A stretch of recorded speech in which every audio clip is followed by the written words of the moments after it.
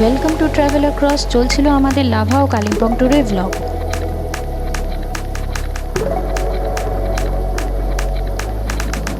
আজ আমাদের ট্যুরের দ্বিতীয় ও শেষ দিন। আমাদের হাতে খুব কম সময় ছিল বলে আমরা সব স্পট ভিজিট করতে পারিনি।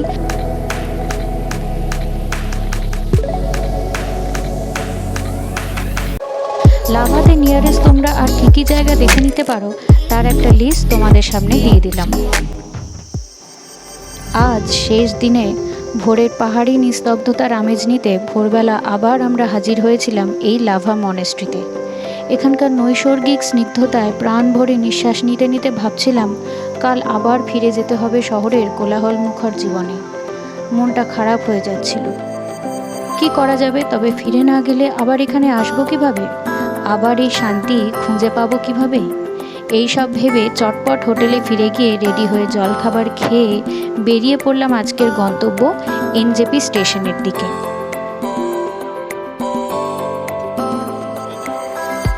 পথে সুন্দর দৃশ্য দেখতে দেখতে পার্শ্ববর্তী বাজারের রঙিন সামগ্রীও দেখতে দেখতে এগিয়ে চললাম আমরা। আজ ঋষি রোড হয়ে কালিম্পংয়ের ওপর দিয়ে এনজেপি পৌঁছানো।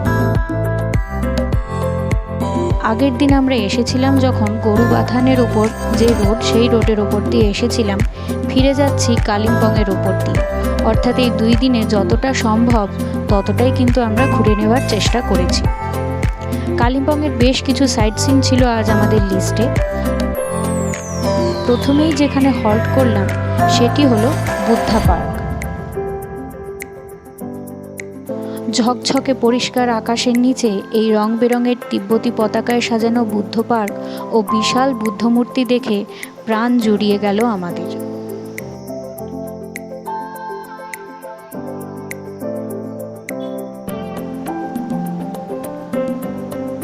এরপর এখান থেকে আমাদের পরের দর্শনীয় স্থানটি হলো বিখ্যাত ডেলো পার্ক। দূরবীন এবং ডেলো পাহাড় দুটিকে সংযুক্তকারী একটি শৈলশিরার উপর রয়েছে কালিম্পং শহরটি।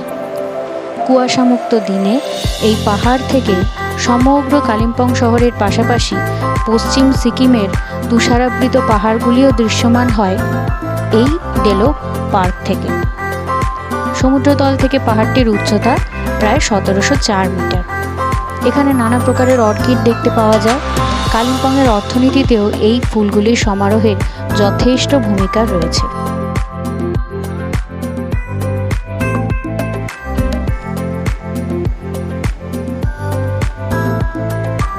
এরপর আমাদের নেক্সট স্টপ কালিম্পংয়ের বিখ্যাত পাইন ভিউ নার্সারি।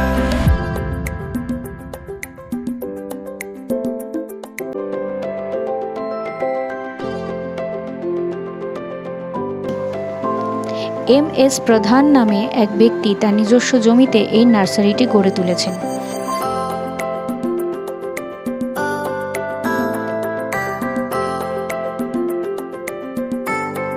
তিনি প্রথমে অর্কিড ফুলের চাষ করতেন, কিন্তু ক্যাকটাসের প্রতি তার গভীর আকর্ষণের জন্য এরপর অর্কিড চাষ ছেড়ে দিয়ে তিনি তৈরি করেন এই নার্সারিটি।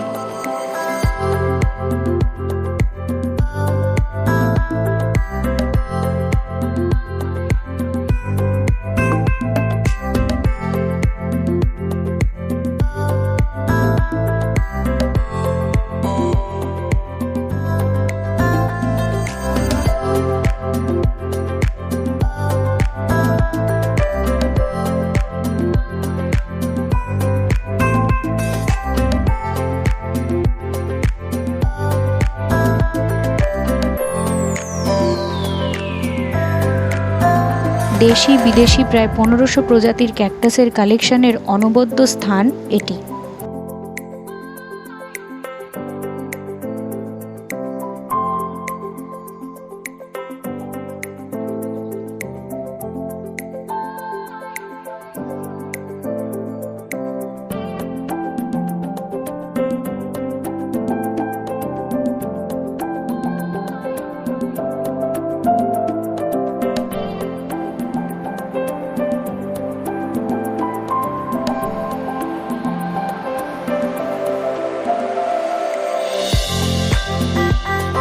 আমাদেরও পৌঁছতে দুপুর হয়ে গিয়েছিল বলে সকলেরই খুব খিদে পেয়ে গিয়েছিল, তাই এই নার্সারিতে আমরা অনেকটা সময় কাটিয়েছিলাম এবং এখানেই অবস্থিত একটি রেস্টুরেন্টে আমরা খাওয়ার অর্ডার করে দুপুরের লাঞ্চও সেরে নিয়েছিলাম।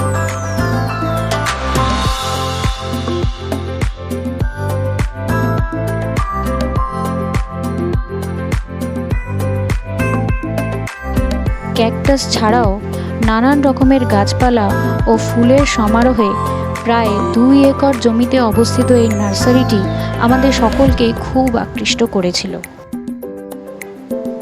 প্রায় 2 ঘন্টা মতো সময় কাটিয়ে আমরা রওনা হলাম এরপর আমাদের ফাইনাল ডেস্টিনেশন এনজেপি স্টেশনের উদ্দেশ্যে।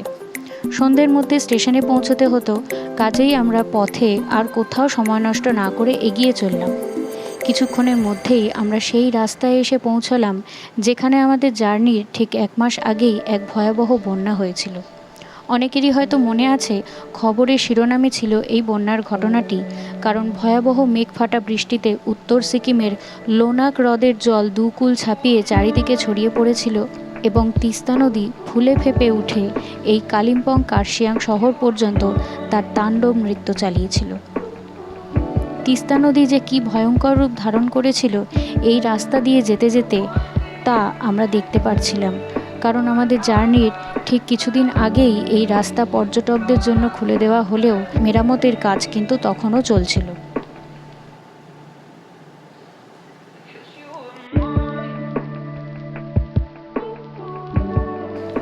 এই রাস্তার অবস্থা খুবই খারাপ ছিল, জায়গায় জায়গায় বড় বড় ধসের চিহ্ন আমরা দেখতে পাচ্ছিলাম। ওই বন্যার ফলে রাস্তা খুবই সংকীর্ণ হয়ে গিয়েছিল, আর যেহেতু রাস্তা মেরামতির কাজ তখনও সম্পূর্ণ হয়নি, তাই পাশেই বয়ে চলা তিস্তা নদী আমাদের খুবই কাছে মনে হচ্ছিল। ওই বন্যার ভয়াবহতা এতটাই ছিল যে বেশ কিছু জায়গায় আমরা নদীর মাঝে বড় বড় চর সৃষ্টি হতে দেখেছিলাম, যেখানে কিছুদিন আগেই অনেক বাড়িঘর এবং গাছপালার অস্তিত্ব ছিল, সেগুলো সবই ওই চরের মধ্যে চাপা পড়ে গিয়েছিল। আমরা সকলেই বেড়াতে বেরিয়ে প্রকৃতির সৌন্দর্য যেমন উপভোগ করি, তার সাথে সাথে প্রকৃতির ভয়াবহতাও যখন দেখি, তখন মানুষ হিসাবে নিজেদের অবস্থান যে প্রকৃতির সামনে কতটা তুচ্ছ তার প্রমাণ বারবারই পাওয়া যায়।